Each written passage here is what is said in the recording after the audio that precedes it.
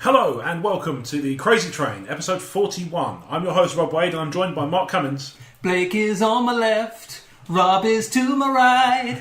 No matter where we're sitting, we're talking shite. Hanging around with guys all day. Pretty sure Cass thinks I'm gay. Nice. Does she think you're gay? Pretty sure she's got some kind of inkling with all the bromances I seem to be fair enough, pulling out the woodwork. Maybe included. Maybe don't use phrases like pulling out. And wood. Yeah. And Blake Hummer. In your train, in my train, crazy, crazy, crazy. Is that why you did a slightly higher pitched voice there, so you could just go? So do we really need an excuse just to go, eh? No, not at all. I mean, feel free, get it out your system now if you need to. Yeah, but I feel like I just sound like the Knights of Knee. Yeah, kind of. Kind of. So, how's everybody doing? Everybody good? Good. Yeah? Cool, it's cool. Good to be back. Nice. Yes, it is good to be back. This one's definitely going to have a shorter hiatus between episodes. I'm always pleased about this. Me too. Yeah. Me too. I'm sure our fans will. All four of them. Yes, absolutely. And three of them are in this room. We've expanded the audience out. So this is a quick one. So welcome all our listeners from Stitcher Radio, because as of last week, Emotionally 14 is now available on Stitcher Radio, as well as iTunes, YouTube, Feedburner, all the other ones. Absolutely. Greetings to all. Hello newbies. Yes, hello new listeners, hello old listeners, hello existing listeners. Hello all listeners. Hello. Everyone, everywhere. Good news, everyone. So everybody's doing good. Everybody's feeling good, feeling fine. Feeling fine, yeah. Outstanding. Yeah, So always good, always. Did I tell you guys about the time I got sent an iPhone in the post? You got sent an iPhone? Yes, I think you did. I don't think I told it on the show though. I certainly don't know anything about this. Okay, I wasn't 100% sure. So this is when I was living at the old house. This happened a couple of months ago. Mm-hmm. It happened in the dark times between Crazy Trains. So I come home on a Friday afternoon from work, and my dad says, "Oh, are you expecting a parcel?" I said, "No." He said, "Well, there's one there." So he points to the side, and there's on the side table there's a parcel. And it's quite it's a letter-sized envelope, but it's quite a little bit thicker than it's obviously not a letter. It's obviously something. So like one of those sort of Amazon sort of boxes you get like a DVD in, like that sort of size, but the paper kind. Yeah. Same sort of thing, but the kind with that the bubble wrap on the inside. Sort of. Yeah. Yep. Was it ticking? It was not ticking. That was one of the first things I checked for, because obviously with the social media profile increasing, there are a lot of people who don't like that and send me bullshit. I know. So you decided to just bang it hard on the table first. Yeah, I thought if you're going to get rid of, you just neutralise the gas or something. I'm pretty sure. Take me out. I'm going to take this table with me. Side table be damned. You got me into this damn mess. Then I hit my dad with it just in case. Legal disclaimers: I didn't hit my dad with anything. Calm down. Legal disclaimer: Rob doesn't actually have an iPhone. I thought you were going to say Rob doesn't actually have a dad. We just grew him in our back garden. Yeah, I just floated down the basket in some reed basket. Fucking fuck! What's wrong with my face? English. Yeah. Do you speak it, motherfucker? So he says, "Oh, do you want to open it?" And he said that because on the envelope it had the address, no person, so it wasn't addressed to anyone in particular. Right. So it's just the address. I won't say the address, obviously, because they still live there. But your address. Yeah, my old address. Yeah, my correct address. So I'm like, all right, okay, that's a bit weird, but who knows? Give it a go. Yeah, so I opened the envelope, and I sort of tilt it to slide the contents out, and an iPhone 5 falls out, just onto the table. I'm like, all right. Okay. No note, no nothing. The only thing that's in there is a shredded piece of paper that's been used to kind of pad the envelope. Yeah. I was like, this is odd. So I said did it start ringing as you took it out? Yeah, did it ring and it just go, "Is that Mr. Anderson?" I was just thinking. Oh, never mind it. And it just hangs up. Is there a Mr. Anderson 2 doors down? Because I always get those numbers mixed up. You should find in the envelope along with this phone is a red pill and a blue pill. Would you walk around the neighbourhood looking for Mr. Anderson? Holy shit, you guys are wearing a blue shirt and a red shirt. Oh, wow. Oh, shit. Oh, shit, I'm wearing a red shirt. He has fallen into the trap of his own damn petard. Living the dream. Living the fucking dream. In every episode, one of the Crazy Train members seems to die. That's why we haven't seen Spike or Crouch in fucking ages. It is, yeah, because they are dead. Dead. Not to us, just in general. No, just never around. So They're easily startled, but they'll be back. in greater numbers, Yeah. which will make it difficult to get them around the recording table. Irony. They fucking freak my photosynthesis is what it's going to get. They're starting clones of fucking You Crouch. didn't know and Crouch Spike. reproduce asexually? Did not. What, is he Sheldon now? Yeah, why not? No, fair enough. Yeah. Anyway, so I text my sister because I thought, well, maybe she knows something about it. So I text her on my own phone, obviously, and I double checked with my dad. Like, is this anything to do with you? He said no. So I took the phone upstairs to my room to sort of see if I could switch it on and stuff like that. So I switch it on, and I thought, right, if it comes up with contacts, I can at least give it to my text a number off it or something and say who's this phone belong to? It's just been sent to me in the post. Because at this point, I'm starting to think it's a little bit dodgy. Yeah. That I've been sent a phone in general. Was there no charger either? It was No literally charger, just the phone. literally just the phone. No, nothing. Just the phone and some shredded paper to line the envelope. And I couldn't even see anything on the paper, like an address or a name or something that I could contact to say, like, you know, who have you meant this for? Like, what is this? What's going on here? Strange. So I'm thinking this is a bit dodgy. Like I somebody. hope you like your burner phone. Mr. Wade, would you like to play a game? As a burner phone goes, I'm sure an iPhone 5 is lovely. I don't want to be unfair on Apple.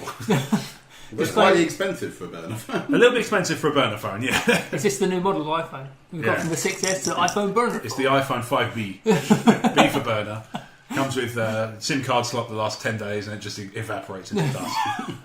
Mission Impossible, this phone will self-destruct. So my dad comes upstairs and he, as I'm trying to turn it on, he's like, do you have any joy? And I said, no, I've turned it on and it's it goes into like, you know when you factory reset a phone Yeah. and you get that sort of initial setup screen, it's gone to that. So I'm like, this is even weirder. Like, I don't know what to make of this. Thankfully, I have a charging cable, so I'm going to put some charge on it at the very least, so that I can. Because this is, I'm backtracking actually because it didn't have charge on it when I first got it, so I had to charge it up before I could. Oh, turn it on. okay, yeah. In this time, my dad's had a think, and he comes upstairs and he goes, "I've got two ideas of what it could be." I said, "Go on." He said, "The landlord is always breaking phones." And his address for some things is this address because he gets stuff. We've had letters sent to him that are not urgent stuff, and anything urgent we pass on. He's like, well, maybe it's that. So I'll text him. And obviously, if I text him and he replies, it's not his phone because he's got a working phone to be able to text me back. Right? Noises. Yeah. And the other option, he said, I've got a friend in France who... I was like, all right, show off. He got a friend in France who he was mentioning something about replacing his phone for insurance, and he said he might need a UK postcode. So maybe he sent it knowing I live here, because next time I go over there, I can take it over. I said, oh, that's possible. He said, I'll give him a ring in the morning. I was like, okay, fine. Right. In the meantime, my landlord gets back to me and says, no, nothing to do with me. What's in the package? Like, not realising I'd opened it. I was like, it's an iPhone 5. He's like, what? So he's even more like weirded out by the whole thing.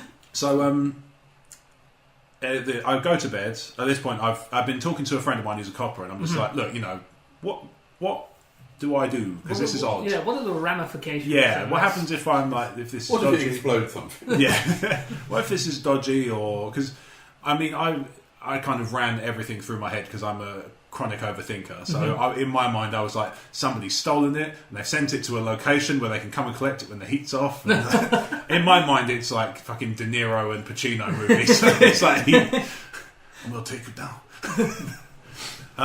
You're getting an iPhone. You're getting an iPhone. You're getting an iPhone. This whole courtroom's getting an iPhone.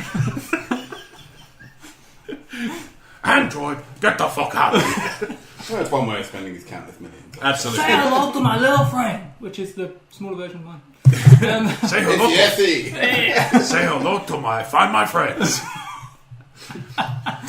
So in the morning, my dad rings his friend, and as I come out, I sort of just happen to wake up at that point. And I sort of pop out of the room, and he sort of leans over from the phone and goes, they don't know anything about it. I was like, fuck. I sort of, at this point, I was sort of relying on it being there. Yeah, so I was like, fuck, what do I do? So, as it happened, I had to drive my car over to over a few towns to get it MOT'd that day. So I drove it over and took the phone with me. And I said to my dad, what I'm going to do is I'm going to phone the non-emergency police number and say, what happens if I want to know what my responsibilities are and I want to know what my rights are in terms of like, if this turns out to belong to nobody and it's just a weird thing. But it just covers your back if you've reported it. Exactly. Yeah. So I start walking back from the town. So it's going to take me a while to walk back. So I start trying to phone the emergency police, and I finally get through to them, and they say, right, bring it over to us, and we'll check it in.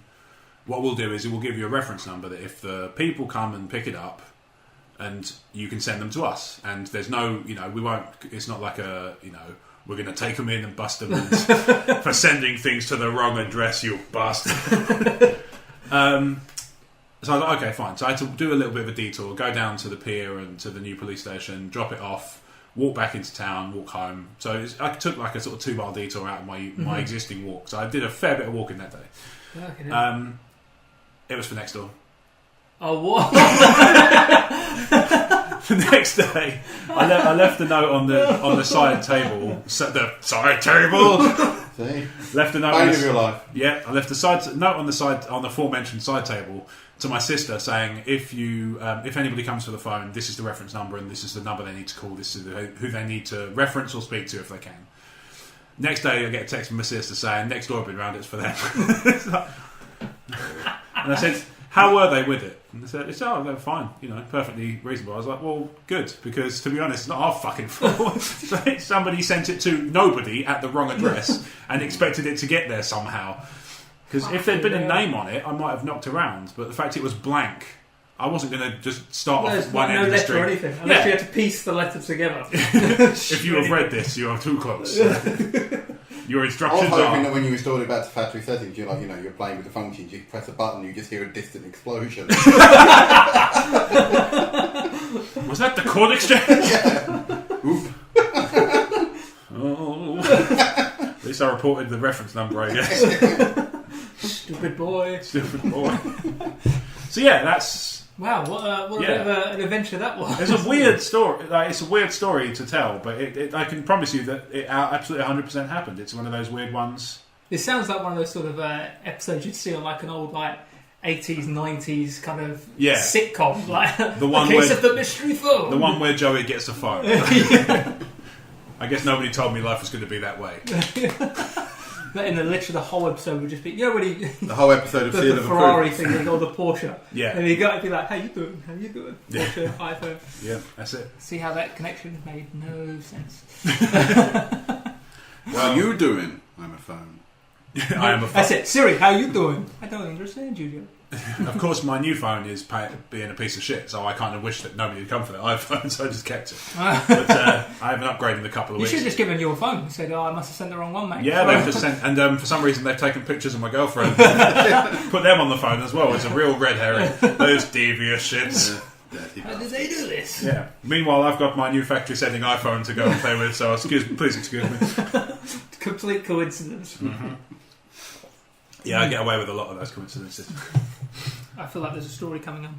Have you ever had anyone like that where somebody just sends you something odd in the post? Kaz. Okay. Yeah, they sent me Kaz in the post. Oh, right. That's not a good Jessica Alba lookalike. But, no, I'm kidding. I'm kidding, Kaz. Disclaimer. Love and go for it. To be fair, she isn't a good Jessica Alba lookalike. She's not. She's more of a pale skin complexion. She's not a famous actress. And in extra, she's nothing like Jessica Alba other than the fact that she's a woman. Yeah, well, pretty much that's, on that ground, absolutely. Absolutely, uncanny. She's one of she literally had a 50-50 chance of being what she was.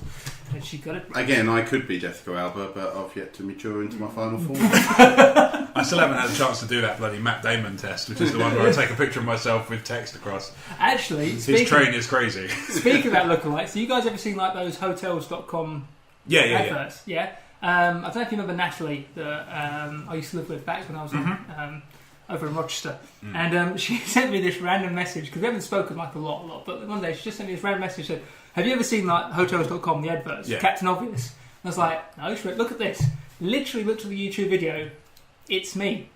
It is literally me. Like there's, like afterwards, like if you want to put a photo just to show like people when this 6 podcast episodes of the podcast, and he's got delusions of fucking grandeur. I'm going to go and do an ad campaign. Seriously, look at it. Look at it. Next time you I'll put a photo somewhere so people can compare and contrast. I've got the photo on my phone that I can show you. I mean, but obviously, if you can send me that, that'd be. I definitely will send you that because it freaks me freaking out. But you know, it's an uncanny fucking resemblance. Yeah, and obviously by being Captain Obvious, he's nicked my fucking gimmick as well. Well, apparently so. Yeah. Apparently so. But I mean, I could have told him that. The picture doesn't do it justice. But if you see the advert, I can send you the advert link as well. The way he walks, not the way he talks. Obviously, he's got an American accent, but just the way he carries himself is exactly the same. Yeah, it really is. And it's like. I get the same kind of mannerisms and stuff as Stephen Merchant. That same kind of. That same kind of stride and that same kind of like slight awkward walk and like not quite comfortable in his own skin, even though there's a lot of it. Although here's a weird thing. I think I've got shorter. Shorter? Yeah. So to give you a bit of background on what I mean, the other week we got new curtains for our flat. Obviously, we're in the process of personalising it, making it our own. And one of the last things Jem wanted was curtains because we had a big full-length door blind instead, one of those pull-down ones. And I really liked it, but she didn't. She wanted curtains. So we got curtains, but they were too long. So she said, right, I'm going to have to measure out how much they need to be cut down to. So she measured it out, and I said, while you're there, just indulge me. And obviously I had my trousers on, so she knew what I meant. Had I been slowly working the belt off, I'll come back to that. Had I been slowly working the belt off, just like, indulge me, she'd have gone, right, okay, I'll measure that up, fine. Stand back. I thought it wasn't. I'll go next door. I thought it was a tape measure. I just draw the things on the side. They're not accurate. Rob, what's that hole in the wall? Don't ask. It's the arse cheeks on the opposite side of the wall. So she measured me, and I was 6'5". Now I've been measured your height. I've been measured using the same tape measure before, and I was 6'7". Now what the fuck? Who's stolen my inches? Has she woken up and filed you down in the night? It wouldn't have surprised me, to be honest. She does some weird fucking shit when we're sleeping. Like, she had a dream the other week. And so she woke up upset and she was like, I need a cuddle. I was like, alright, cool, that's fine. You know, give her a cuddle. And I'm like, what's up? So I had a bad dream. I was like, I'm going to have to find out what this one fucking is. These are always classic. So she wakes up. And she said, right. I said, what was the dream about? She said, right, so... me and a group of people were being taught French by TV celebrity Richard Blackwood. Yep, so formerly the famous R&B singer stroke EastEnders kind of B character Richard Blackwood. And then they complain that the lessons he's giving aren't difficult enough. They're breezing through them. He's like, alright, I've got a bigger challenge for you. Here's this maze. Is that right? Right. As in a grass maze, not corn. You know, here's this maze. Oh, okay. How do you pronounce it? No, so here's this maze. You have to walk around it, and there are grapes all the way around it, dotted around this maze. And when somebody asks you what colour they are, you're going to have to tell them in French. It's like, seems easy enough. All right, okay. Except they walk around and they do the grape test, and when they get to the end of the maze, he takes off his glasses and he's got no eyeballs, and then he starts trying to chase them around, cutting their head off. For that, I thought it was you was like, oh, by the way, you will also be chased around by 5 multicoloured ghosts. Quick, pick up the grape. Waka, waka, waka, waka, waka. Waka, waka, waka, waka. There. Well, anyway, if there was any other reason to use this meme, that did escalate pretty fucking It really did, quickly. yeah. And it gets worse because when she woke up, I said, "All right, I have a cuddle and try and get some sleep." You didn't have grapes in your eyes, did you? No, I didn't. In the morning, I was like, "Grapes." Every morning, Rob goes to bed with grapes in his eyes, and his time has finally come. No, not quite that bad. But when she woke up in the morning, I said, "Did you sleep okay after that?" In the end, she said, "No, I was trying to get to sleep, and I started thinking about Until Dawn." Just the PS4 survival horror game. It's like brilliant. see why I comfort you. This is what a fucking waste of time that was. Fucking hell. Yeah. Jesus. At least There. Play the new Resident Evil demo. That would cheer you up. Fuck it. I've still got PT. Stuart, and it's in SD. So that's handy. It usually takes quite a bit to actually properly freak me out, but I'm not gonna lie to you. I saw some of the trailers and played a little bit of the gameplay like that, and That was pretty. Fuck that noise. Really I've downloaded it, but I refuse to play it. Someone else can play it for me. With all the lights on, curtains open. Sun shining, birds singing. Crouch will probably do it. That's what I mean. He's usually going for that sort of thing. Yeah. I've had other people. I've watched people play PC. I can't play it myself. Yeah. Nah. I can't do horror games. I'm not big on them, to be honest. I'm not really like big on horror games, but usually I think the only time I was ever scared of a horror game was Resident Evil 2, and that's because it was way above my age when it first came out, and I was worried my mum would walk in and catch me playing it. So I once scared my mum, not the game. Speaking of dreams, I ever had nightmares about one game, and it was Mortal Kombat 2, because in the day I played enough times to unlock Noob Saibot as a versus mode, which was 50 wins in a row. 50 wins in a row. Took a while. Fuck. Annoyingly, I got to that point, then the Super Nintendo crashed, so I couldn't actually play the match against Noob Saibot, which is annoying. I think if you beat him, maybe you can unlock him as a character. I don't know. I think I fought him once and he beat the crap out of me, so I never actually. I'm sure he would have. And I never got around to playing him again. Anyway, that night I had dreams that I was about 12 at this point, so obviously, and I had nightmares that shadow men were walking through the room trying to attack me, and then I woke up screaming, and my parents were like, maybe give that game a break for a couple of weeks. Fair. I'm going back to Aladdin. I had that on the Game Boy. Yeah, it's a quality game. Yeah, wicked. So she's had two dreams that stuck with me. So the other one, I was she tends to go to bed much earlier than I do. So because I either on the Xbox or I'm editing videos or podcasts or whatever, obviously for Emotionally14, emotionally14.com, that is. Or I'm recording with the guys over at Talk Star Wars, talkstarwars.co.uk. Tracking down lost iPhones. You dropped the plug on the floor there. Oh, sorry, yeah. I'm going to need to charge my laptop. That's no good. So I went to bed and she was already asleep. She was laying on her back, just asleep. And so I just thought, I'll just, give her a nice kind of caress, just something gentle. And obviously, I'm keeping this is like above the waist. So I just put my hand out and I rested on her belly. And then I just happened to run my finger over her belly button. She just went, "What are you up to?" But the funniest bit about it was not that. I was like, "I'm just giving you attention." It's like, "Oh, okay," and goes to sleep. In the morning, I said, "What was that about?" And she said, "Why did you finger my arsehole for?" I was like, "What?"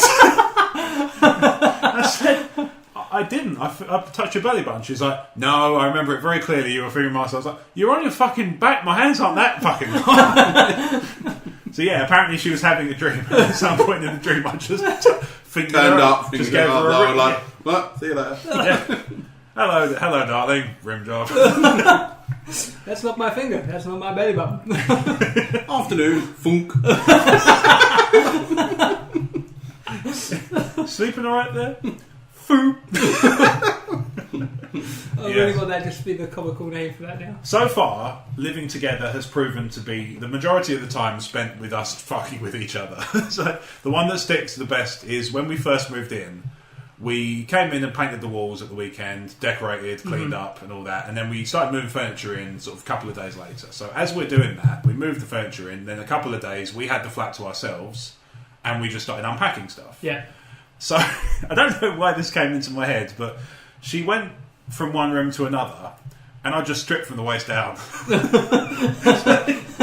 Yeah, so I didn't say anything, I didn't do anything, she didn't say anything that brought it on. I just decided I was going to strip from the waist down. So the best bit about it was she walked through the door and was just like, "Have you decided what you're going to do? What?" I was like, "What?" "Well, I've just cleaned that floor." I remember when Kaz first moved in. I mean, I terrorised Kaz. I've calmed down a little bit now, but there was where you walk in, you've got the bedroom door. And then as soon as you walk in the bedroom door, directly in front of you is like a big 3-door wardrobe. And then to the left of that, in line with the back wall that the door sits on, is the bed. Yeah. I remember once she went to the toilet and then I climbed on top of this wardrobe because there's enough like gap between me and this wardrobe to kind of the ceiling and the wardrobe that I could actually get on top. And from the top, I took a ruler with me and opened up one of the doors just very, very gently. Okay. And put my ruler in it just to keep it like slightly open. Yeah. And then Kaz walks in, and of course I'm looking at her from a bird's eye view, and she's walked in going, "Fuck is She's looking under the bed, and then she's like opened all the wardrobe doors to see if I'm in there because I've scared her so many times already. She's like, what the fuck? So she closed all the wardrobes, and of course it closes on that ruler again. Yeah. So I'm like, sweet, okay. So she sits there on the bed, like looking around, going, what the fuck? So I pull the ruler out, so the door closes on its own, and she goes, what the fuck? Wide-eyed deer headlight. So she goes back to the wardrobe, looks around, tears all the clothes out. What the fuck? And I just dropped the ruler on her head, and she went, just so slowly, fuck! She just looked up at me. And I'm just putting this like a fucking gargoyle on top of this. Fucking Marc Ferratu. On the top of it. Oh, it was so funny. I've never topped that, but I'm still aiming to. No, I've never. To be honest, that's the first time I've ever done anything of that ilk in a place I've lived. I've not really been a big person for pranks and stuff. Oh, I love it. Like, just, that's been it. I mean, Blake, anything like that in your past? It's where it's just like, well, I did burn down that that convent. The one across the road. Yeah. I actually started that fire and blamed another woman. Silly woman. Blake sent her phone to the wrong house. That's it. Bar the old, jumping out and scaring her, or just random thing. I've not really done anything of decent. Fair enough. If you know what I mean. Jumping out and scaring is quite fun, especially when you don't realise you're doing it. Oh no, I have had Cat scare the shit out of me, and she didn't even mean to. Normally when I'm playing a game, to be honest, because I'm so embroiled in the game, and then she'll be like a cup of tea. Yeah, that's the thing that happens to me a lot, is like, I'll walk into a room, she hasn't realised I've walked to a different room, so I'll come around the corner and she'll be like, fuck! Because she thinks I'm going to come from the kitchen and I'm just coming from the spare room because I've just happened to have crossed over while she's not looking. Yeah, I've done that to Kat as well, because she's not noticed. It's like living with Catherine Tate. Yeah, she's not noticed while she's been playing The Sims, and she jumped at me, and I'm like, fuck's sake, it's only The Sims, it's not that scary. Dun. Work. Resident Sim. Sun Tzu evil. That's it's actually happened to me when I was working, when we used to, obviously, Marc, we first met at a cinema, we worked together. At that cinema, every time I worked there, I used to be able to walk up to somewhere and just go, what's going on? And they'd just be like, fucking hell! You're not exactly a small guy. Exactly, but for a tall person, I seem to be very, very adept at just getting into places next to people without them noticing. I remember almost giving Spike a heart attack at the cinema. Yeah. Me and Bridger. We, I think we walked into screen 1 while that cinema was being closed and people were cleaning it. And we walked in and we just sat there with the light off. And then we saw Spike. We saw him turn the light on, walk all the way through the cinema to the fire exit, drop off bin bags and come back in. So we wandered back down, turned the light back off, walked back in. We see him walk in, turn the light on, and go, what the fuck? I'm sure I just turned that back on. So walked in, came back down, turned it off, left it. So we went down again, turned it off again, and he's turned it on, he's mumbling to himself as he's walking up again. I'm fucking sure I turned it on. As he's walked up to the fire exit to go outside to drop the bin bags off, we then followed him and stood on opposite sides of the fire exit waiting for him to come in. And I remember as he walked through, he went, and he literally, honest to God, pressed himself up against the wall, held his heart, and went, oh my Jesus Christ! I still remember the look on his face, and if he's listening to this, yeah, that fucking happens. Oh, dear me. My favourite one was, and it wasn't even somebody scaring somebody else, it was somebody getting scared by something. So I can't remember if I've told this story on the show before. I know I've told you this story before at least once. I'm always happy But my sister and her boyfriend, the three of us went to see the Evil Dead remake at the cinema. And I ended up sat behind them because I stopped off to talk to people I already knew from working there and stuff, and so I went and got all my bits and popcorn and drink and stuff, because I make if I'm going to go, I don't go very often, so when I go I'll get the whole anything I fancy. Money's no object. Oh, look at how rich I am. Make it relate. But popcorn, 50 quid please. No, take that back. You rapscallions. But I sat down behind them. As I'm thinking about it, my sister's boyfriend got scared by a bit, and it wasn't even a scary scene. It was a cutaway. They were talking about something, and then it just cut away to something something else happening. And then what was happening was quite visceral and quite brutal. But he just the cutaway alone made him go. and my sister fell apart laughing next to him, and she's got one of those fantastic Sid James cackles when she starts laughing. So she just it goes like a few people chuckle around the screen, probably thinking it was probably thinking my sister was the one who screamed out, to be honest, because it was quite a high pitched one. And then it goes quiet, and you just hear my sister going like this sort of Cockney Palpatine. Do me 11-year-old child. That is fucking amazing. Yeah, it was. And the other one this wasn't the scary one. We got sort of looked at with disdain for this one. Me and some friends went to see Saw 2. No, Saw 3. Not so good, but still like Sorry, no, it was Saw 2. Okay, good. I liked Saw 2. I thought it was a good film. No, Saw 3. Oh, fuck. Sorry. I'm sorry, the timeline messes with me. Ironically, it was Saw 4. Ironically, it wasn't even Saw. It was the first one. It's the fucking Lion King. Saw 3. Saw 3, I remember this now, because at the beginning of Saw 3, so spoilers if you haven't seen it, although it's quite an old film, so, deal with that. Donnie Wahlberg's tied up in a similar way to how the bloke was at the end of Saw 1, where he's got the foot handcuffed to the radiator and a hacksaw, a shitty sort of blunt hacksaw, and he's looking at his foot, going like, "Oh shit, I'm gonna have to." And he's got his mouth stuffed with like a sock or something, so he can breathe but he can't talk, and so you can just hear him like.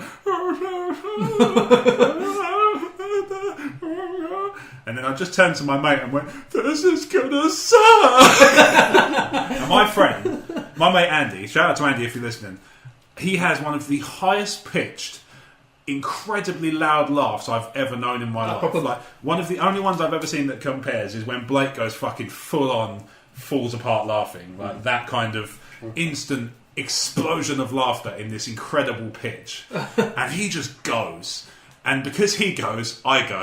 Because I go, my friend next to me goes. And the four of us are just pissing ourselves laughing. And obviously nobody's understood what I've just said to the other bloke. So everybody else in the screen is just looking at us going, sick fucks.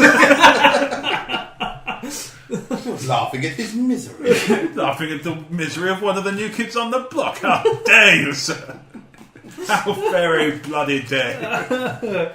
But that first one was a romantic comedy.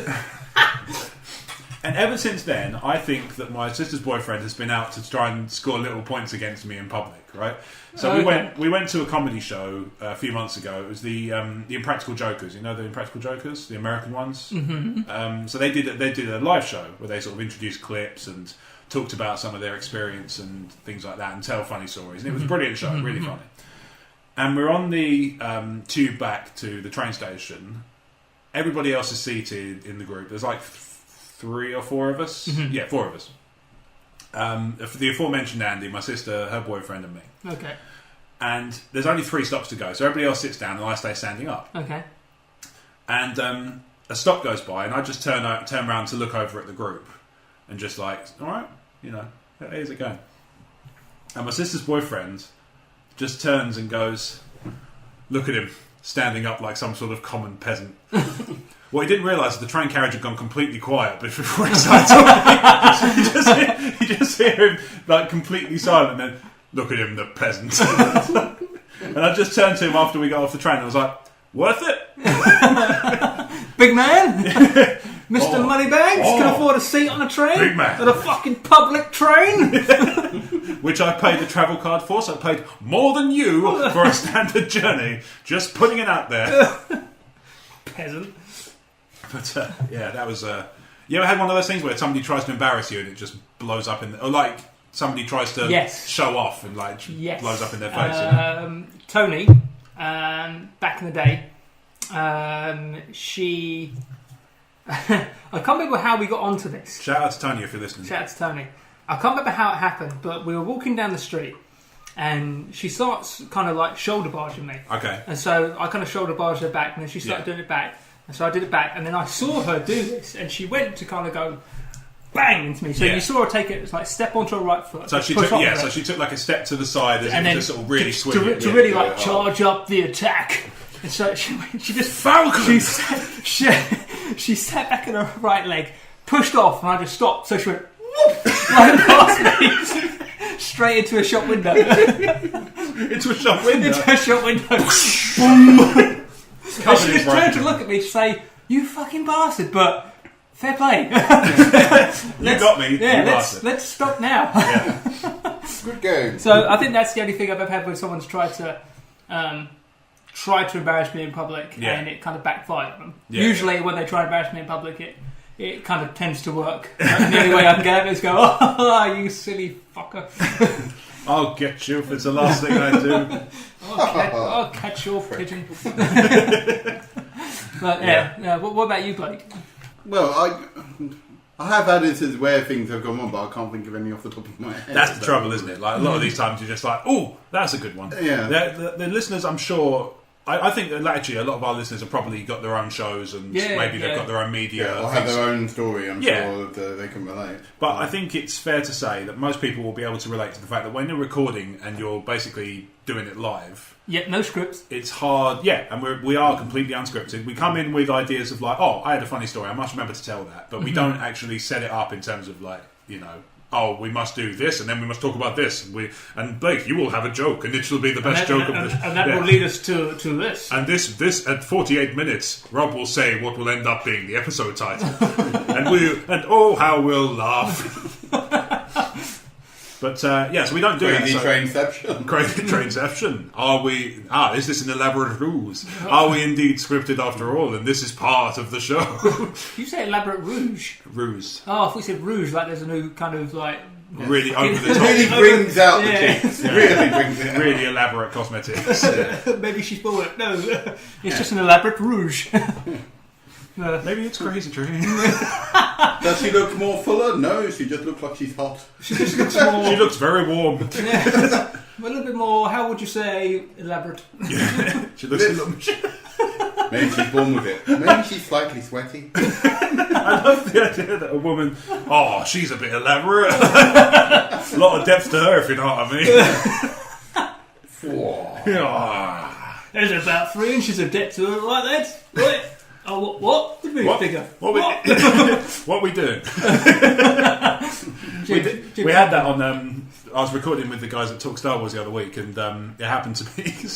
We were talking about. We were just chatting, and in the background, something fell off the thing at my house. Basically, Jen had knocked something off the side, and a load of curtain hooks had hit the floor. Okay. This is just the day after she'd done the curtain, so it's like she still had loads of leftover shit. So it's all perched on the chair, and she'd sort of turned around and knocked it off. And if this was scripted, that's where the curtain story would have tied in with this. Absolutely. Call back to curtain story. Accepted. Rob is shorter. Yes. Show flow. Acceptable. So that fell to the floor, and so they heard it in the background because it's quite a loud noise, and this is quite a good mic, so obviously it picks up background noise and stuff. Apologies to the listeners if that's annoying, but deal with it. Send us a new mic. To the right address with Rob's name on it. Yeah, as if to put a point on it, but you didn't need to reach for the crisp at that precise moment. I could always cut that, I suppose. So they turn around and say, "Oh, don't derail the show," and they start trading off curtain puns, and it's like, "Oh, this show is drawing to a close." And I was just like, "Yeah, just do that again, and I'll beat you blind." What are we doing? And he only fucking left it in. Yes. Fucking love a good pun. I think I said that on our I love a good pun, but it doesn't make me look like a fucking woman beater. Obviously, people are free to make up their own minds about whether or not they think I'm a woman beater. Although a quick perusal of any photo should tell you that is not what I'm programmed for. Crazy legal disclaimer. Yeah. Bob doesn't touch Stella. Thanksgiving said doesn't. Tripped over my words. Fuck. Crazy legal disclaimers. Rob owns no vests.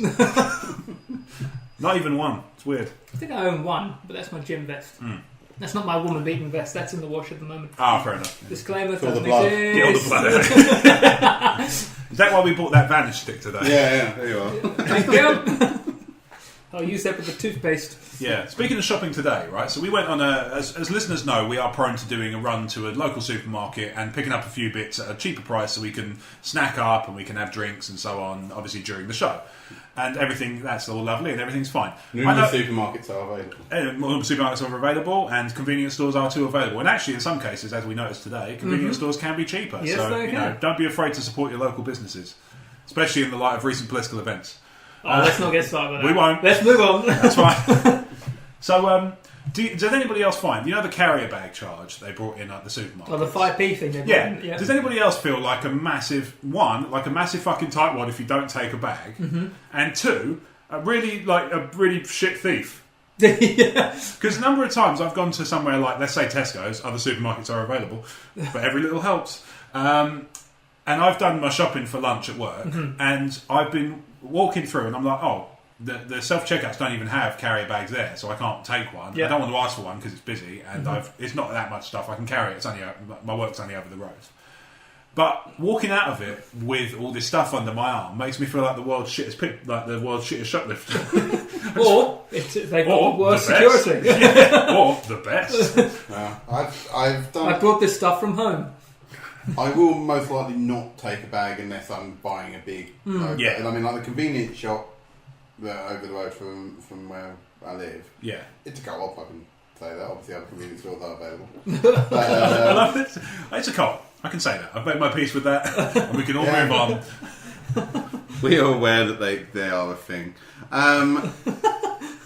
They are a legitimate business. Your world just falls apart. Sometimes you just say stuff that I don't know why, but it just tickles me. And the thing is, we're all aware it's a thing. Co-ops exist, and we've all just got to get on with it. It's like a really weird David Mitchell. We've made our peace. Yeah, that's what it is. It's got like a David Mitchell kind of.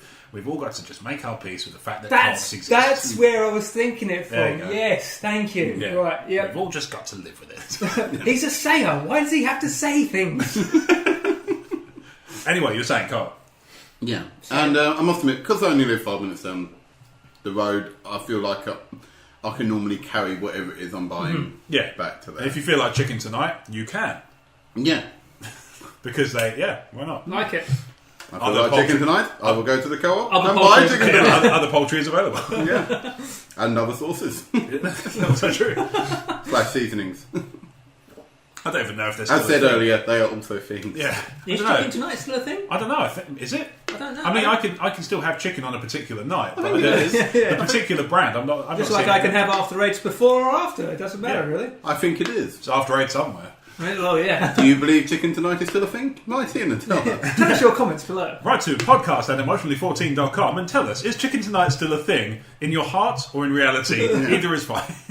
Also, do you also do the dance whenever you have it? Yeah, good point, actually. Yeah, I'd be interested to... Well, I say interested. And I say that, and that sort of ages all the people that listen to us. Yeah, if you don't know what chicken tonight is, unsubscribe now. Legal disclaimer. Don't unsubscribe. That's a stupid reason to. We need the followers. We want the followers. We need, want, and love all of you. There you go. We're so desperate. Love us. Without you, we're not things like the co-op. Oh fuck! With your love, we could be things one day. With corporeal form and everything. I realised this next sentence was going to be questionable, but I literally took a mouthful of Monster when you said that. Sally. I don't know why I did it as Arnie from fucking Sally. That's how I would want like Mike Wazowski to be, just Schwarzenegger's voice. Yeah. And fucking Sully to have... Little girl, I'm going to punch her in the fucking spine. Joe Pasquale as Mike Scully and Arnold Schwarzenegger as Mike Wazowski. Yeah. Best version. We're going through the gate. Are we really? Christopher Walken, everybody. Oh, I've accidentally picked up a little human. Christopher Walken, everybody. You can hang your clothes and leave. So you're at the co-op. Yes, back to this. Chicken tonight. You feel like chicken tonight? Chicken tonight. Yeah, and you can walk without a carrier bag. I can't even remember where I was going with this. I'm starting to do a carrier bag. Something about you can carry a bag. Yeah, you said if you've got it's only around the corner, you can carry it. Yeah, but I obviously am always aware, even if it's only a couple of minutes up the road. Yeah, I do look like an inherent bellend while holding like my pizza or something. Like if I bought a dinner and some snacks, like say if I'm going to like around a friend's house for gaming night or something like that, I do like inherent balance holding all this stuff like this, going, "You alright?" to my neighbour. It harkens back to that thing of like if you're seen kind of at the supermarket with a 4-pack of toilet roll, people are like, he needs a shit and he's run out. Whereas if you've got a 9, people are like, he's obviously just stocking up. He can probably go, at any point in the next amount of time. I remember doing that stopping off at Tesco's and having to buy some female hygiene products for Kaz, and of course it's just one thing. I just thought, fuck, I won't have a bag. So you just shot this fucking fully armoured bloke, no helmet, but just fully armoured bloke, big fucking beard, because I hadn't shaved for a good couple of months, walking out with fucking Tampax, right? Therefore, when I get in fights, I need to mop up the blood. They're good for that, I've heard. Believe all those products, as long as they bleed blue liquid. Just like sticking them in the end of the exhaust pipe and just revving up the engine and seeing fly off like a Nerf gun. I shouldn't they did bleed blue liquid, going by all those adverts. Yeah, that's it. Fucking, what is this for Smurfs? La la la la la la la la la. It's going to be a bitch. Actually, when did they even bring in the 5p charge? Because I remember going off travelling and coming back and then going to Tesco's and they're like, how many bags you want? And I was like, as many as I need. Yeah. Well, it's 5p a bag. Right, check out. What the fuck? It was while you're away. Motherfucker. I can't be more precise than that, I'm afraid. Yeah, I was going to say... I mean, 5p isn't really that much in the scheme of things, but I'm the guy who doesn't order online. I'm the guy who uses double bag. We'll give you bags for your online shop, but it's 40p on top of the order. And I go, well, fuck that noise. I'll just take them. So the guy's waiting patiently at my door while I'm taking individual items, putting in my living room going, yes, thank you, you may go. You may leave. It does. This is the thing. That's part of it. I think is because it's only 5p and it's for a standard bag. It makes you feel like a tightwad if you don't take one. It's just like it's only 5p. It's like but it makes my shopping £5 5p, and that's annoying. They want it, I think. That's annoying. Yeah, I've now got to look through my coin purse. Exactly. I've also got to own a coin purse, like some sort of bet. By the way, I do own a coin purse. It's full of old holiday travel currency at the moment. I love holiday currency. I always make sure that I come back with like the smallest note, not like size-wise, but I mean like currency-wise, the smallest denomination note. Well, that was the weird thing. £50 now. That was a strange thing about Budapest was because obviously the currency is like I think it's like 375 to 1 or something. Oh, okay. If you go to a casino like we did and you're dropping 500 chips, you feel like Mr. Fucking 1%. But the reality is you are betting £1.50.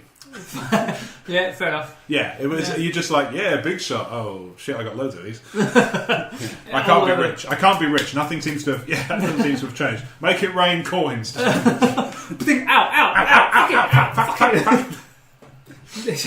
Why the hell is this stripper dancing around and jingling? Fuck me, if the guy had spent $2,000 in money from the last story you were telling. Oh my god, yeah, he was. Then he wasn't the high roller you made him out to be. No, but I mean, he must have. £2,000. If you're saying it like that. Oh, okay. I just said that must have sounded like billions. Yeah, I think it was like 800,000 in local currency. Did he have to bring it in a suitcase? No, he paid on card. Oh, well, I don't know where you swipe it in the strip club. Did he put it in? I think of a few places. Did they think of it as coins and they were like throwing it up in the air going, I'm the king of the world? I don't know what Hungarian is for make it rain, but I'm fairly sure I heard it. Sure, if they were all notes, I literally just want to go out there. I know this is a waste of 20 quid. Just walk into a strip club with 20 quid's worth of, maybe not today's, but maybe a few weeks back. Just walk in with this big one and go, entertain me! Notes everywhere. Just watch all of them just stop what they're doing and go, woo, money! Yeah, that's like a Trump rally. That's it. Well, yeah, pretty much. It's probably the only time I'm going to give you all this money. I'm not. Who wants lottery ticket? That's it. I'll just they're all attached to like some invisible wire. Throw them up in the air every time everyone can just keep pulling them up. Yeah, they just go up into the air, hit a point, and you just like. I control all the money. Just holding it up. It's just on little wires. Oh, like those fucking dog links that you used to have. Like, yes. Or like the all that tape measures where you can just unclip the thing and it's like. Come to me. Oh, yeah, that's probably the only time I'd ever get a horde of women running towards me because I'm paying them. Comparatively large sums of money. Oh, I love the exchange rate. Well, at least with the new exchange rate, that I suppose drinks will be about as expensive as when I went to download it. Fuck, yeah. How was download? Hey! It was good, apart from Jinx. it was good, apart from the typical, obviously, beers costing about $5. Yeah. And was it like that time we went to Westfield? Not that bad. Not that bad. I was thinking, I went, I suppose that's all right if you were in London. Yeah. That's how I justify things as well, actually. Like, it's just pretty much London prices. Oh, suddenly I'm okay with that. Yeah, it's weird because I was sitting there going, yeah, well, the beer is a bit shit because obviously you're in a cardboard cup in a field. Yeah. But, well, it was weird when we went to the Westfields thing. We went to a friend's birthday. Hello, James, if you're listening. I know he has in the past. Okay. We went to the thing. We went up to and Blake went up to the bar and he had 20 quid with him. And he managed to get 2 drinks and have just about enough change to piss in. Walked back downstairs, handed it to Kat and said, enjoyed that. Enjoy your drink. Make it laugh. Fucking laugh. Because it is the drink. For the evening. The entire drink. Westfields is obviously, it's Stratford. It's a nice pub. It's a lovely pub. It was a really nice pub. It was just extortionately expensive. You pay for the ambiance. Yeah, you very much do. Okay. We're obviously there travelling up for a friend's birthday, so it's not like we go. The nice thing, I was withdrawing money thinking, I'm going to a pub, 30, 40 quid. Yeah, that's what I think. Go to Wetherspoons. And I was going like, 30, 40 quid is going to give me not very much. Might allow me entry. Barely going to get me merry. No. I'll be coming home sober then. It's true. I mean, go back to sort of London prices. I went to Denmark a couple of weeks ago. Just for it was a belated birthday present to Kez. Okay. It's a really nice country as well, but everything there, people say that Denmark's quite expensive, and I remember sitting there thinking, it pretty much is like London prices. Okay. And suddenly, everything I was going fuck, I'm gonna run out of money. Everything's so expensive. Suddenly, as soon as I realised, it's London prices, suddenly I was okay with it. Yeah, it's fine. Suddenly I was okay. I was literally just, I can justify being poor now. That's it. I literally just got my wallet, just thrown it in the sea, and said, it's fine. It's a London sea. So yeah, it was. It's a beautiful country, and it's pretty much like visiting London, except sunny. Yeah, it's been great. Fucking atrocious. We're recording at the end of June, and it's just been fucking atrocious the last couple of weeks. At the moment it looks kind of a little bit grey, but it's clear enough. But yesterday, and my sister texted thunderstorms. My sister put her picture on my mum's Facebook. Mm-hmm. Basically, I think she must have been arranging to meet my mum, been late, and said, there's loads of problems getting in because of the rain. So, as if to prove it, she sent a picture of Rochester High Street. And you couldn't see the path. Really? It was just buried. It was just submerged under a foot of water. Crazy. Mental. Just to show how eclectic the weather's been, when I went to download, first couple we got there on the Wednesday, set up. It was alright weather. It wasn't. Yeah. It was warmish, but it wasn't hot. Mm-hmm. And that was fine. Thursday, bloody baking. The sun came out. I got burnt on my arm and stuff like that from how hot it was. Friday, Saturday, Sunday, completely pissed it down the entire time, and the whole place turned into brown load because of how much it was. It sounds like toilet humour. Yeah, that's what I mean. And by the end of it, I actually came home earlier than I was actually expecting, which is a shame because I really wanted to see Iron Maiden, but not that much, not enough to drown. Not enough to persevere with that crappy weather one more day. Yeah, I'd already sat in it for 3 days. I just had enough by that point. I could just see. I just got this image of you wanting to see Iron Maiden, and you just sinking into mud.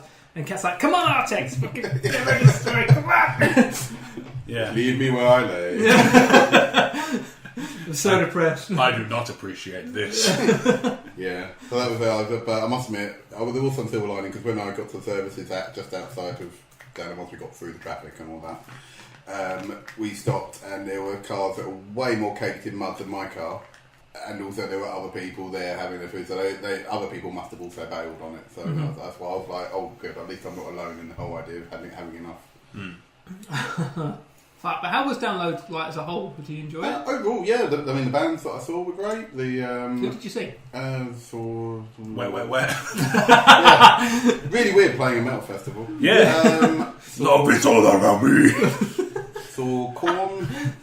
Korn really good. Yeah, really good fun. They were a band I sort of grew up liking and then didn't really listen to again. But the moment I saw them come on stage, the moment they started playing, instant 12-year-old again. I love a bit of maze. Yeah. What era were they in? Were they in popcorn, proper corn, posh corn? There's a saturation of the market there, folks. Popcorn is nearing critical mass. So it's going to be back in there, corn. You got 3 kernels in pack, you were lucky. Glorious corn. Glorious corn. Maize, they call it. Maize. Not to green thing, mind. Not with Richard Blackwood chasing you around with knife. Punching face. Asking your colour, it's at grapes. In French, no less. You were lucky for it. In French, no less. I'm always astounded by how you hit those accents like first time. Sometimes I nail it. I was trying for Christopher Walken there. How'd I do? Took my decapitation like a man. And then woke up and thought of it until dawn. So, yeah, no, it's a scary game, I know. It's a scary game on PlayStation. Fucking scary door. That's what I hear. Welcome to the scary door. With cheerleader lass from Show About Heroes. So that's the trouble is I've never been to Yorkshire, so I can't do the proper. I don't just slip into it naturally. So I do kind of. You hear me go. It just comes out like somebody trying to. Greetings, fellow Yorkshiremen. I'm going to put tuts in all the wrong places. You would have to. Fucking hell, it's Ned Stark. He shall lead us for this winter. Be more tit dog. He shall lead us for this winter. It's fucking summer. Be more tit dog. Brace yourselves, crap impressions are coming. So we have a question from the mailbag to round us off on. Oh, sweet. Alright. So I did see other bands from Corn, by the way. Oh, yeah. No, it's just Corn. Corn all day, every day. I saw one band which I wasn't that fussy. No, Sabbath were good. Okay, you've got 10 seconds, go. Yeah. Sabbath, Skindred, Baby Metal. Baby Metal, I bet they were fun. Yeah, they were great fun. Men Will Not Be Blamed for Nothing again. Oh, they're good fun. Yeah, they were good fun. You were over. Out. Right, that's it. No more bands should be named. Disclaimer. No, I'm kidding. Keep going. Men Will Not Be Blamed were fantastic because they were like saying how they were DIY punk and that they said they were selling CDs at the end. I thought I'll have just for that gig. No, end of the thing because they were on the second stage and download this stage are fucking enormous. Yeah. He actually said, I'm down the front if you want to buy a CD at the end of the stage. Wow. What is DIY punk? Music, some assembly required. Rather than being signed to a label, they're their own label. They do everything. Oh, I like they release their own stuff. They're a comedy band anyway. They do. I literally just thought it's a bunch of guys who walked on stage and said, "Right, we'll play what you want, but you need to supply the instruments." Yeah, I'm going to invoice you for materials at the end. No, they're what they call steampunk, which is they're a comedy band where basically they sing about Victorian stuff. But obviously playing a punk style. Oh, okay, fair enough. They're really good fun. They're very funny. We went to see them a few weeks ago. We went to Spike's Stag Do, and what we ended up doing was going to Camden for Camden Rocks. Oh, okay. And to tell you what, right, this is one of those. It's one of those things that made me feel fucking old. All the bands on the bill were aimed at my odd age range, I would say. Mm-hmm. But the format is very much a young person's format because it's about a dozen pubs around Camden playing with bands on all day. Mm-hmm. And you have to go between pubs to choose to go and see the bands you want to see. And then when you get there, it's standing room only as well. Oh. So after about 4 hours of seeing like 2 or 3 straight bands, we're just fucked. Like, and this thing was like, oh, my legs don't work. Ankle's fallen off. It's dropped in river. Yeah. At least with download, I had like a camping chair I could put down. Yeah, that sunk in, which will never. We then sunk into the mud. So I was watching a band at a 45-degree angle, but I thought. I don't know, I was just a bit perplexed. Yeah, that's right, perplexed. That's the 3rd biggest word I've used in this whole podcast. Listen back to it, you'll hear them. Oh yeah, you can buff your stats by 1. Yay! Can you think of any more big words Mark could use? Write in and tell us. Use the hashtag improving Mark's vocabulary, which will use up most of your characters. Tony, what's this mailbag question? So this mailbag question. Yes. Hang on, just from the mailbag. Mm-hmm. Has there ever been a dream job you've had growing up that stayed with you as one you still want to do? Silence. I would happily... You want to be silent? No. No one can silence. Silence will fall, Doctor. No, I think my biggest problem is that I've always never known what I wanted to do with myself. See, I'm with Blake on that. I think I wanted to go towards something maybe art. Okay. Otherwise, but it just turned out I was fucking shit. So I think my biggest problem is that if I'd ever that's the reason I didn't end up going to university, because I say if I ever felt like what I knew, what I needed, what I wanted to do in my life, I would have gone and done a degree in it to do it. Because that's what I felt. That's why I felt uni wasn't for me. Was more because. Yeah, okay, I'd have a degree, but what would I do then with it? You know, it's not like it, and also I'd be, you know, if I wanted, like, for example, if I wanted to become a journalist, I'd have had to have done an English degree or done a degree in journalism. I was literally convinced you were about to say Jedi. If I wanted to do a Jedi, I had to do my degree in midichlorians, and then I'd go from there. Then everyone would argue, why did you bother doing a degree in it in the first place? And it's like it's a competitive market. I'll get there, and then I'd have to do a second degree in the Sith arts. Yeah, that's the side thing, both the good side and the dark side. Because obviously, I don't want to be Sithist, and I don't want to be a Force bigot. Yeah, this school sounds like fucking Hogwarts. It really does. Yeah, there you go, wizards. That's what I mean, and that's why I was like, you know, is this really what I want to do with my life? So that's why I now, you know, work in a pie factory. You know. Oh, you're bringing it up again now. Okay. Well, in passing. Statute of limitations expired. Well, yeah, as I said, I was one. That's the best. I was a pie factory. I was the pie factory. Wow. That's it. There we go, listeners. Bombshell. The reason Blake never talks about the pie factory is because he was it.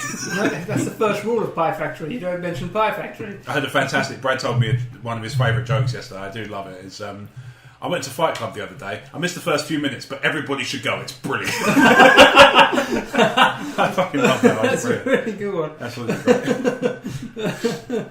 Yeah, I mean, the trouble I've got with this question is I used to, when I was a kid, I went through every fucking dream job I could think of. I wanted to be a Jedi because I was like fanatical about Return of the Jedi as a film, and although I've now grown up to think that Empire's a better movie, Jedi still has a fond place in my heart, as you know, obviously all the Star Wars movies do. But I wanted to be a wrestler at one point. I mean, to be honest, growing up, I've probably got more chances to get involved in that than I ever needed because I know several. And they could probably suggest... And you're at least a decent size. I am a decent size, although obviously, as we've established, not as decent as I was a couple of weeks ago. But, you know, I could still go like 10 Cox McGee or whatever. Cock punch! Takes on a different meaning when you use it as a finishing move. Yeah. My God! He just did a clothesarm with his... Oh, good God! And the rest disqualified. Use of a foreign object. But it's mine! It's my foreign object, damn it. Yeah. And I'll import it as fast as I want. Alright, so the answer to the question, what was the dream job you've had that stayed with you, was there isn't one. For me, no. Thanks for listening who brought that in, whoever that was. I'm very sorry that I never amounted to anything I wanted.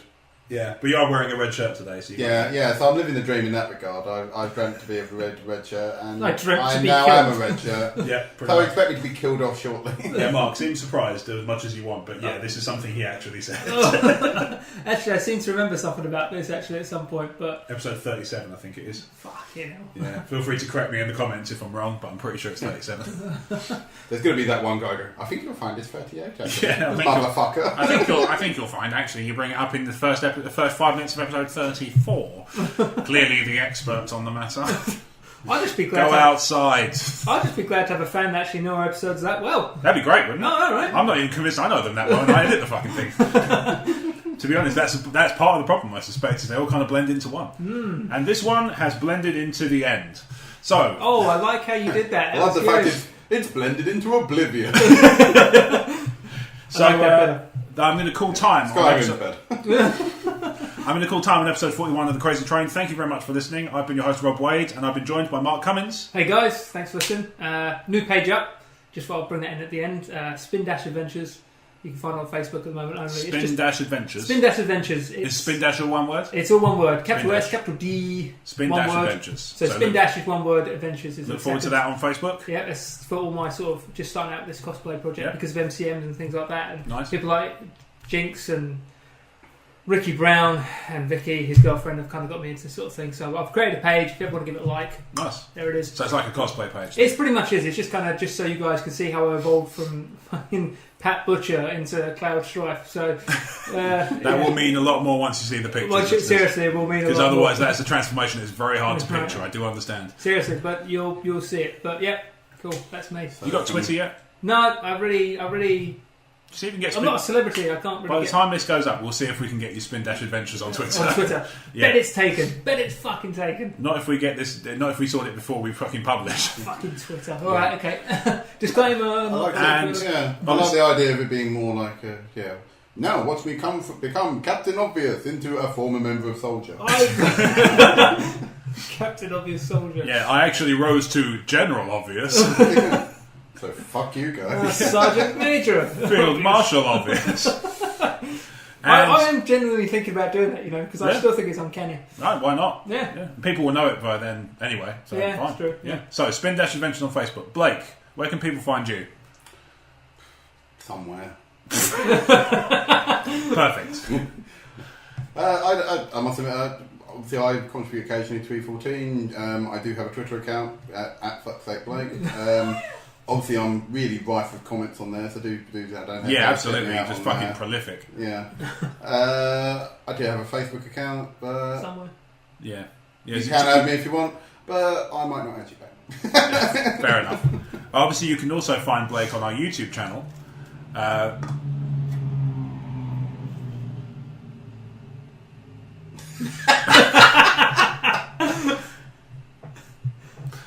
So, for Emotionally 14, you can find Emotionally 14 on Facebook at facebook.com/Emotionally 14. You can find us on Twitter at Emotionally 14. You can find us on YouTube at youtube.com/C/Emotionally 14, or just search Emotionally 14 on there. You can find the Crazy Train podcast and our sister podcast, the E14 Gamecast, which is us talking about video games and occasionally board games.